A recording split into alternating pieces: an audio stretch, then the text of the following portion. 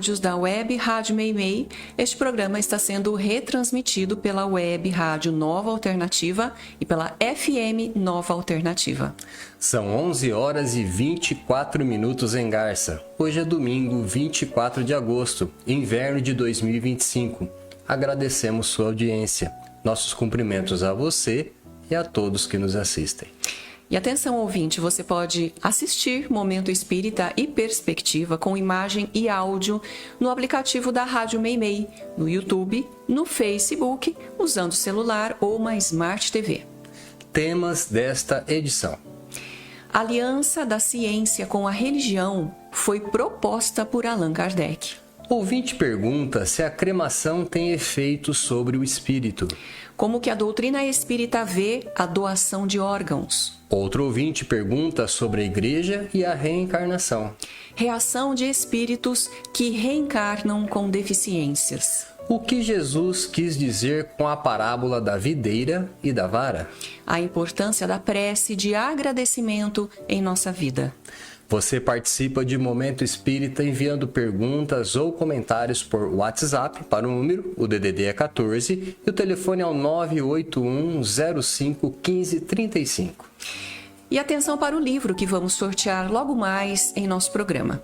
Getúlio Vargas em Dois Mundos.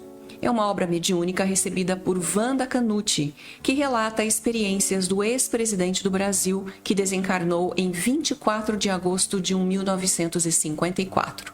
Se você quer ganhar esse livro, mande agora um WhatsApp, agora mesmo, para o número DDD 14, o telefone 981 05 15 35, dizendo que quer ganhar o livro.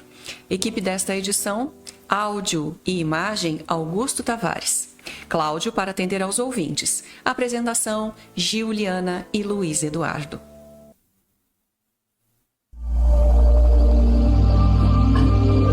Momento Espírita. Um tempo de paz.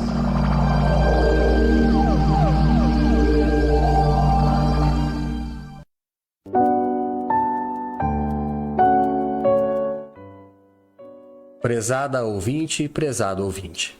Allan Kardec, logo no primeiro capítulo do Evangelho segundo o Espiritismo, propõe a união entre a ciência e a religião no trato das questões humanas.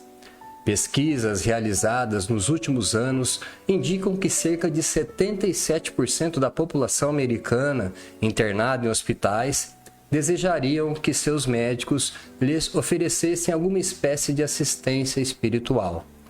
Parte da comunidade médica já se mobiliza naquele país, questionando se não deveriam os médicos prescrever alguma forma de religiosidade como complemento terapêutico.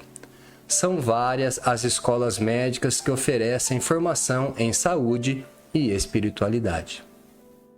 Artigo médico publicado em revista especializada estudou os efeitos da prece em pacientes com doença coronariana internados em UTIs, estruturado em metodologia de pesquisa, aceito como válido pelos critérios tidos como cientificamente adequados. Esse artigo mostrou algumas evidências que, apesar de receberem um rótulo de estatisticamente não significativas, alertaram para resultados que a metodologia estatística não teve capacidade de percepção, requerendo um modelo de análise mais amplo. Na pesquisa, dos 192 pacientes que receberam preces, apenas 3 precisaram de antibióticos, contra 16 pacientes do grupo de 201 pacientes que não recebeu preces. Edema pulmonar foi complicação em 6 pacientes do grupo que recebeu preces, contra 18 pacientes do grupo que não recebeu preces, e a morte ocorreu com 13 pacientes que receberam preces, contra 17 os que não receberam preces. Esses dados são significativos, mesmo porque, décadas atrás, não se via nenhuma chance de a medicina se aproximar da religião. Ao contrário, parecia que cada vez mais ela se encastelava no seu materialismo. A segunda metade do século XX estava destinada ao crescimento do materialismo, e muitos tinham, por certo, o desaparecimento da religião.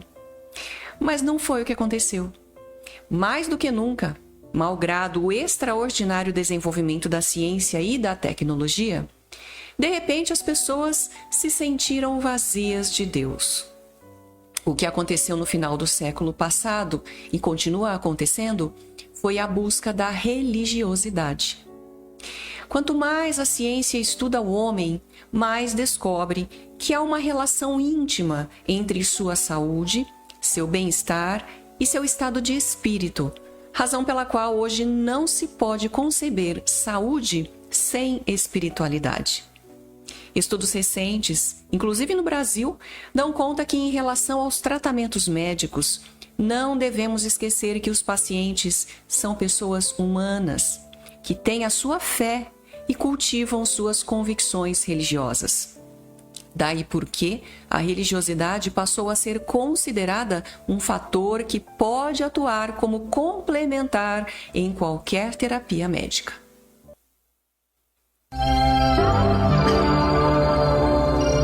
Momento Espírita. O rádio é do ouvinte.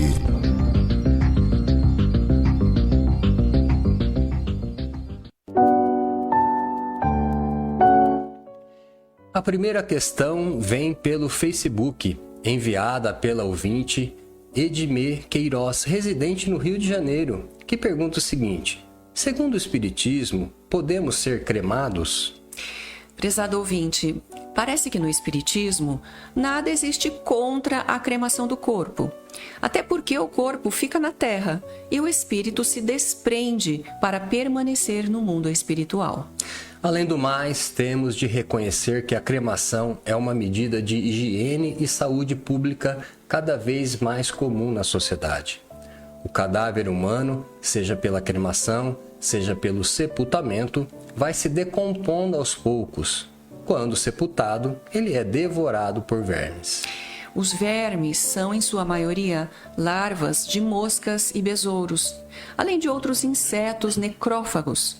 São atraídos pela decomposição do corpo e depositam seus ovos em tecidos em decomposição para que suas larvas se alimentem. Logo, não é difícil concluir que a cremação é um processo bem mais rápido de destruição do corpo e, sendo assim, poderia ser um problema para os espíritos que demoram mais tempo para desencarnar. Que tipo de problema? Bem, nesse caso, dependendo do espírito, é claro, ainda preso ao corpo, poderia sofrer uma perturbação diante do medo e da sensação de ser cremado antes de desencarnar definitivamente. Por essa razão, Emmanuel recomendou que se procurasse guardar um intervalo de 72 horas para se efetivar a cremação. Não tivemos outra informação a respeito a não ser essa. Chico Xavier, que recebeu mediunicamente muitas cartas de espíritos contando como passaram para a espiritualidade, confirma a recomendação de Emmanuel. Próxima questão. Esta participação vem da mesma ouvinte Edmê Queiroz. Trata-se de uma senhora idosa que quer saber: segundo o Espiritismo, se deve doar ou não seus órgãos após a morte? A doação de órgãos, de um modo geral, caro ouvinte, pode ser vista no Espiritismo como um ato de caridade. Abrir mão de um órgão de que não se vai precisar mais para salvar a vida de alguém que dele precisa, nesse caso, pode se constituir até mesmo um dever moral. Contudo, devemos levar em conta se a doação é realmente uma doação. Quem doa deve ter a consciência do bem que está fazendo e, ao mesmo tempo, se desapegar daquilo que é seu e que está doando. Por isso, segundo o nosso entendimento, a doação deve ocorrer quando existe completa e inequívoca vontade de doar, para que essa doação não venha lhe trazer qualquer perturbação por ter sido decidida por outra pessoa. Portanto, deve doar quem não está inteiramente apegado ao corpo, quem pode dele dispor sem medo de se perturbar, ou seja, quem está pronto para doar, para dar mais chance de outro viver. Existe também a doação em vida, que deve pautar pelo mesmo princípio, como a doação de um rim, por exemplo. A questão agora vem de nosso ouvinte de Veracruz, a partir de um podcast que ele mostrou, divulgado pelo Instagram. Por que a Igreja Católica deixou de ser reencarnacionista? Prezado ouvinte, esta questão se baseia naturalmente em alguma história secreta da Igreja, visto que pelas informações adotadas pelos historiadores, não consta que em algum momento a reencarnação fez parte da teologia católica. Pelo que sabemos, no cristianismo primitivo, antes mesmo da formação da Igreja, a reencarnação deve ter sido adotada por algum líder de comunidade, visto que havia muito conflito entre diversas lideranças cristãs. O momento mais próximo ocorreu com Orígenes, um dos pais da Igreja, que viveu no início do século III e que certamente, por influência da filosofia de Platão, cogitou da existência da alma antes desta vida. Não era bem a reencarnação como a concebemos hoje a que Orígenes se referia, mas mesmo assim não demorou muito para a ideia ser rechaçada, pelo menos até a intervenção do imperador romano. Quando o imperador Constantino assumiu a direção do Concílio de Nicéia no ano de 325, portanto no século IV, já que o cristianismo passou a ser considerado religião oficial de Roma, ele ordenou que se unificasse a nova igreja, condenando o que ele considerou heresias, como a de Orígenes. No entanto, alguns relatos, como o que se refere ao imperador Justiniano e sua esposa Teodora, 3 séculos depois, existem paralelamente à história da Igreja, constituindo o que muitos chamam de história secreta da Igreja, mas que parece não terem suficientes elementos de prova. A crença na reencarnação já existia muito antes no Oriente, com algumas repercussões no mundo ocidental, séculos antes de Cristo. E atenção, livro que vai ser sorteado daqui a pouco. Getúlio Vargas em Dois Mundos, obra mediúnica recebida por Wanda Canucci, que relata experiências do ex-presidente do Brasil que desencarnou em 24 de agosto de 1954. Se você quer ganhar esse livro, mande agora o seu WhatsApp dizendo que quer ganhar para o DDD 14 981 05 15 35. Existem muitas coisas a que às vezes não damos o devido valor. A vida, por exemplo. A vida é uma bênção divina. Através dela, podemos ser felizes e proporcionar a felicidade aos outros. Por isso, é preciso defender a vida, a nossa vida e a do próximo. Pena de morte, aborto, suicídio e eutanásia são formas de violência contra a vida com as quais não podemos concordar. Lutemos em defesa da vida. Pena de morte. Um crime não justifica outro crime. Diga não. Suicídio. Um gesto infeliz. Dê uma chance a você mesmo. Existe sempre alguém para ajudá-lo. Aborto. Um ato de covardia. A vítima não pode defender-se. Eutanásia. Uma ação criminosa. Com confiança em Deus e o firme desejo de obedecer suas leis, a vida terá outro sentido. Mensagem em defesa da vida. Apoio. Federação Espírita Brasileira.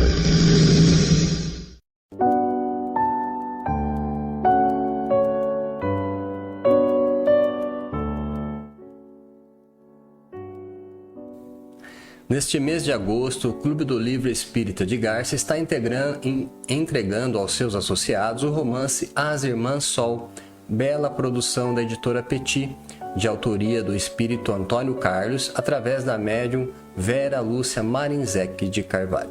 Para receber o livro, basta você se associar ao clube por apenas R$ 27 por mês, ligando ou passando um WhatsApp para Sônia Marra, no 14 99669 5008, ou enviando um e-mail para o seguinte endereço: clubedolivro@caminhodedamasco.org, dando nome e endereço de entrega. As atividades de evangelização infanto-juvenil acontecem domingo, a partir das 9h45 no Lar Meimei. Às 10 horas temos a reunião dos jovens para discussão de temas atuais à luz da doutrina e uma roda de conversa de adultos sobre doutrina espírita. O brechó do Lar Meimei abre toda sexta-feira a partir das 13 horas, entrada pela rua 7 de setembro. No Caminho de Damasco temos grupos de estudo às segundas, quintas e sextas-feiras às 20 horas e nas terças às 19h30, abertos ao público. Você pode participar. Na segunda, sobre o Livro dos Espíritos. Na quinta, sobre o Evangelho segundo o Espiritismo. Na sexta, leitura e comentários das obras de André Luiz. Atualmente, estamos lendo No Mundo Maior, sempre às 20 horas para quem quiser participar. Na terça-feira, com início às 19h30, temos o grupo de leitura do livro Paulo e Estevão, autoria de Emmanuel, psicografia de Francisco Cândido Xavier, para quem se interessar. No site do Centro Espírita Caminho de Damasco, você vai obter uma série de informações sobre o centro e sobre o espiritismo. Acessando o link www.caminhodedamasco.org, você vai encontrar todo um material informativo sobre o centro e sobre suas atividades. No menu, você encontrará, entre outras matérias, as gravações das edições anteriores de Momento Espírita. Encontrará também informações sobre o Clube do Livro, vídeo palestras de temas variados, bem como mensagens espíritas em card e em áudio.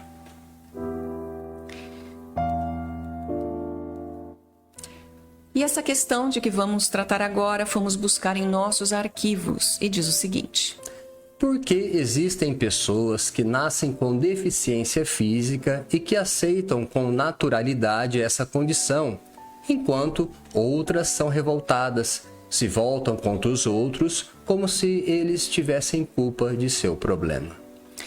Há várias causas que concorrem para essas duas situações. A causa mais comum, entanto, está na condição evolutiva de cada espírito. Alguns já reencarnam com deficiência. Outros acabam adquirindo alguma deficiência durante a encarnação, para aprender a encarar tais situações e se superarem com esforço e dedicação, desenvolvendo virtudes morais como paciência, resignação e perseverança. São espíritos que já alcançaram um determinado nível de desenvolvimento moral e por isso assumem esse compromisso consigo mesmos, como quem vai ser submetido a uma prova muito difícil, já sabendo as dificuldades que vai encontrar. Nestes casos, podemos dizer que são resignados e aceitam suas limitações físicas como desafios e não como castigo. Por outro lado, existem os que não se conformam com suas limitações. Não foram eles que as escolheram. A condição de limitação lhes foi imposta pela lei natural, como resposta ao que eles próprios fizeram para si mesmos no passado.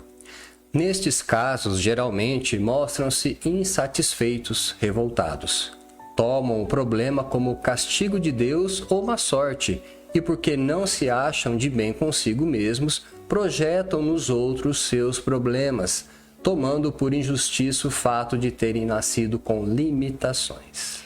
Aqueles que não se revoltam, não obstante sua condição, são espíritos que vêm para nos dar lição de resignação e coragem. Os que se rebelam são espíritos que estão respondendo pelo que eles próprios fizeram.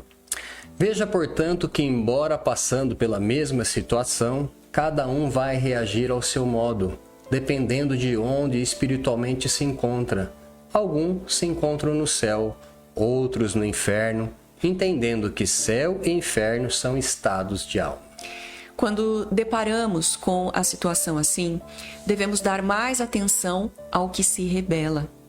Ele tem mais necessidade de esclarecimento do que o outro.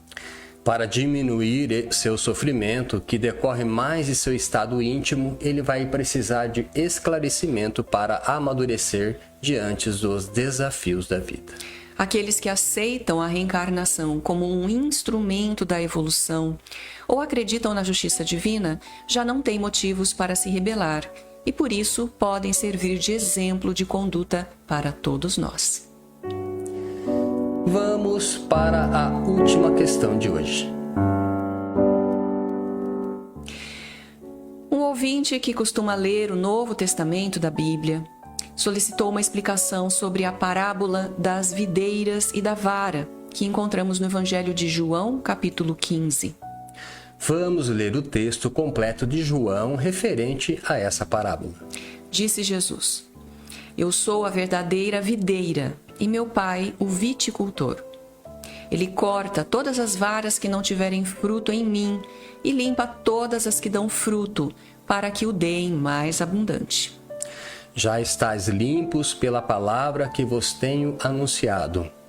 Permanecei em mim e eu em vós. Assim como a vara não pode dar fruto de si mesma, se não permanecer na videira, o mesmo vos sucederá se não permanecerdes em mim. Eu sou a videira, repete Jesus. Vós sois as varas. Aquele que permanece em mim e no qual eu permaneço, dá muito fruto, pois sem mim nada podeis fazer. Se alguém não permanecer em mim, será lançado fora, como a vara, e secará. Recolhe-se e deita-se ao fogo para se queimar. Repete Jesus: se permanecerdes em mim e as minhas palavras em vós permanecerem, pedi o que quiserdes e vos será concedido. A glória de meu Pai está em que deis muito fruto, e assim sereis meus discípulos. Como o Pai me amou, assim também eu vos amei. Permanecer no meu amor. E continua: se guardardes os meus mandamentos, permanecereis no meu amor, assim como tenho guardado os mandamentos de meu Pai e permaneço no seu amor. Tenho-vos dito essas coisas, a fim de que minha alegria esteja em vós e a vossa alegria seja completa. Muita gente pergunta, mas por que tanta repetição no mesmo texto, ou seja, na fala de Jesus? É claro que não sabemos se Jesus falou precisamente dessa forma. Há razões para se acreditar que não foi nada fácil aos autores escrever os evangelhos. A primeira delas é que na época os mestres falavam aos discípulos e estes precisavam memorizar ou decorar o que ouviam, porque não havia nem caneta, nem papel, tampouco gravador, de modo que as pessoas tinham que guardar os textos na memória. Além disso, os autores dos evangelhos eram judeus e, mesmo entre os apóstolos, houve dificuldade de se desvincular tudo o que Jesus dizia do que a tradição religiosa vinha ensinando há séculos. Isso sem considerar que os evangelhos só foram escritos vários anos depois de Jesus, a partir da narrativa de seus apóstolos. Vários apóstolos eram analfabetos e alguém sempre teve que escrever por eles. O Evangelho de São João só foi concluído no segundo século, ou seja, depois do ano 100. Mas que, de qualquer forma, o que nos interessa não é a forma e nem os detalhes, mas o conteúdo geral do texto, ou seja, a filosofia de vida que Jesus ensinou, baseada no mandamento do amor ao próximo. A repetição, na verdade, era uma característica dos mestres da época, quando não havia lápis nem papel, tampouco gravador, para se saber exatamente como foi a mensagem. No entanto, como os ouvintes deviam memorizar o teor da mensagem, o mestre repetia frases e palavras, além de contar parábolas. Isso tudo contribuía para que a mensagem não fosse esquecida. Nesta, como em outras ocasiões, Jesus demonstrou sua capacidade de ensinar usando comparações e usando fatos da época, como é o caso da cultura da uva, que era muito própria daquele povo.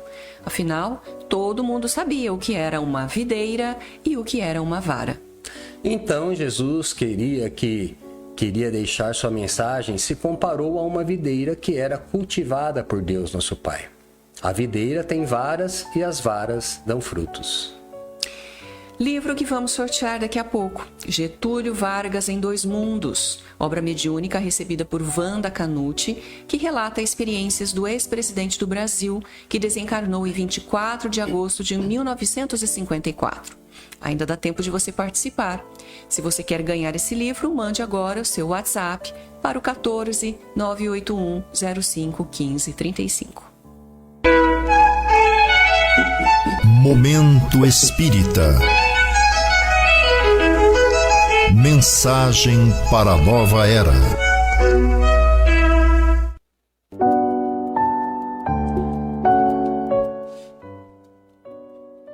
Conhecendo a doutrina espírita. Prece de agradecimento. Quando acontece em nossa vida alguma coisa boa, é ao nosso protetor espiritual que devemos agradecer? Pergunta Kardec. Agradecei sobretudo a Deus, respondem os espíritos, sem cuja permissão nada acontece, porquanto os bons espíritos são os seus agentes. Dentro das concepções da doutrina, são os espíritos que atuam em nome de Deus, tanto os desencarnados, que se acham no mundo espiritual, quanto os encarnados aqui na Terra. Deus é a inteligência suprema, causa primária de todas as coisas, origem e finalidade de tudo que existe, causa das causas, finalidades das finalidades. No dizer de Jesus, é o nosso Pai de amor e misericórdia, presente em tudo e em todos em todo momento. Nada existe além dele, nada é possível sem ele. Todos os fenômenos do universo dele decorrem. Não há palavras que possam defini-lo e nem inteligência capaz de entendê-lo na sua essência. Como dele emanam o amor e a misericórdia, a suprema expressão do bem, a atuação dos bons espíritos é a atuação de Deus. Nós próprios, quando praticamos um ato de bondade, estamos sendo veículos de seu amor e misericórdia.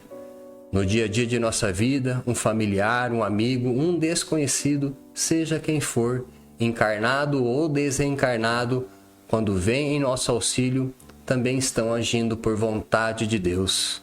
É assim que Deus interfere em nossa vida.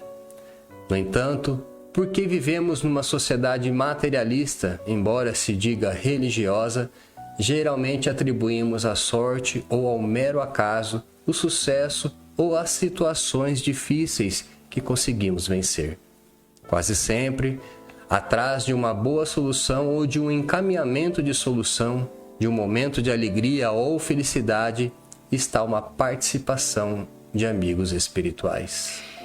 É claro que o mais importante na vida nem é a ajuda que recebemos, mas o esforço que fazemos para encontrar soluções. Até porque Deus não faz por nós aquilo que a nós compete fazer. Por uma simples razão. Estamos na vida para aprender e para nos superar. Sem obstáculos, sem dificuldades, com certeza não aprenderemos nada.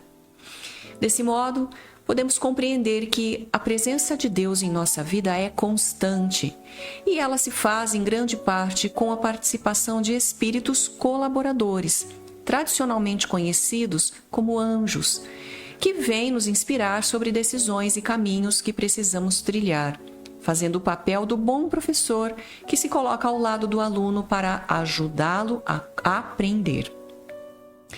Assim, caro ouvinte, não esperemos milagres espetaculares dos espíritos, mas tenhamos certeza de que, da parte de protetores e amigos, nunca nos falta uma colaboração velada e silenciosa.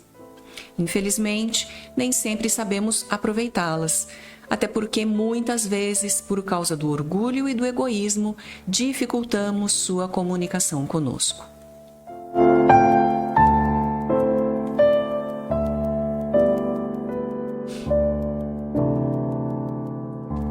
Chegou o momento do sorteio do livro que anunciamos, Getúlio Vargas em Dois Mundos, obra mediúnica recebida por Wanda Canuti, editora M. E o livro sai para o ouvinte, residente aqui em Garça, Antônio Milton Teixeira. Parabéns ao ouvinte sorteado. Pegue seu livro durante a semana e no horário comercial da Loja Leves, na rua Minas Gerais 148. Agradecemos a sua amável audiência e atenção. Se você permanecer na Rádio Meimei, vai assistir na sequência ao programa Perspectiva, comentários da Sônia, do Mares e Paulino sobre temas atuais sob a ótica espírita. No final desta edição, Momento Espírita deseja a você e a todos saúde e paz. Para encerrar, vamos ouvir uma mensagem espiritual na voz de Chico Xavier. Se eu fosse alguém, se eu tivesse influência, se eu pudesse Você consegue ver o realizar você tá? alguma coisa em benefício da comunidade, e se eu tivesse a menor autoridade para fazer isto, eu apenas repetiria para mim mesmo e para todos os nossos irmãos em humanidade, de todas as terras e de todos os idiomas, aquelas palavras de nosso Senhor Jesus Cristo. Amai-vos uns aos outros como eu vos amei. Porque amor com esquecimento de si mesmo. Porque amor nada pedindo para si. O amai-vos uns aos outros foi superado pelo amai-vos uns aos outros como eu vos amei. Amar alguém ou alguma causa sem pedir nada, sem esperar o pagamento nem mesmo da compreensão da inteligência do próximo, então trabalhar por uma humanidade mais feliz, por um mundo melhor, pela extinção das guerras e pelo incentivo do progresso em bases morais convenientes para que nós todos estejamos no melhor lugar possível que possamos ocupar no campo da vida humana, servindo ao Pai, ao Criador, a nosso Senhor Jesus Cristo e a todos os princípios cristãos, ou mesmo aos princípios mais nobres de outras religiões, para que, com o respeito mútuo, possamos vencer todas as barreiras e amar como o amor deve ser consagrado entre nós. Isto é, amor sem recompensa, porque todo amor que é possessivo, infelizmente, ainda é um amor muito parente, de grande parentesco com o amor dos animais.